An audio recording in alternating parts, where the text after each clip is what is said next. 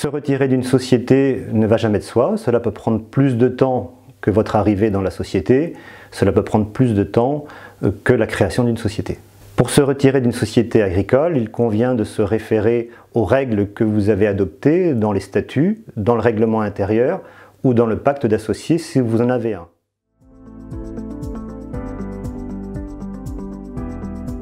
Les statuts de la société peuvent prévoir un droit de retrait libre, c'est-à-dire la possibilité de se retirer sans l'accord des autres, à partir d'une certaine date, à partir d'un certain délai, à partir du moment où un prêt a été remboursé, ou à partir de l'âge de l'arrivée de la retraite par exemple. Les autres associés auront donc l'obligation de rembourser les parts sociales à leur valeur réelle.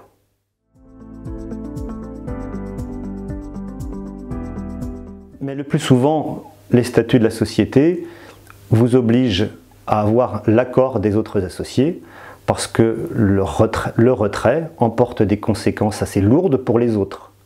Conséquences financières, perte de moyens de production, perte de foncier, réorganisation de travail, remplacement d'associés par exemple.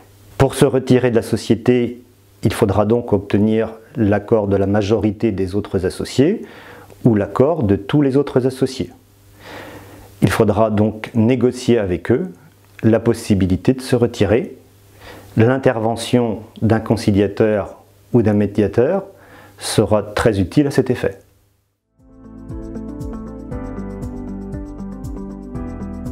La dernière possibilité est le retrait judiciaire. Les statuts de la société peuvent prévoir qu'en cas de désaccord, le juge puisse autoriser votre retrait, notamment pour des mésententes graves ou des motifs graves et légitimes. Le juge pourra, par exemple, autoriser votre retrait si vous êtes dans l'incapacité de reprendre votre activité pour des raisons de santé, par exemple. Les modalités de calcul de la part sociale peuvent être fixées par vos statuts ou par le règlement intérieur ou par le pacte d'associés. En cas de désaccord, il est également possible de recourir à un expert qui fixera la valeur des parts sociales. L'associé qui se retire a le droit au remboursement de ses parts sociales, à leur valeur réelle. L'associé peut également reprendre ses apports. C'est le cas de tout associé de GAEC qui a apporté du cheptel, des matériels ou des bâtiments à la société. Il pourra reprendre ses apports pour se réinstaller s'il le souhaite.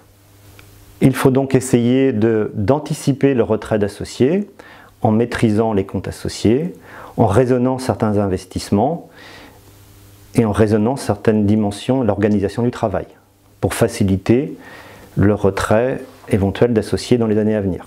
Se définir des règles permet d'éviter certaines difficultés et d'anticiper des solutions. Entretenir la communication entre associés permet de faciliter le retrait d'associés.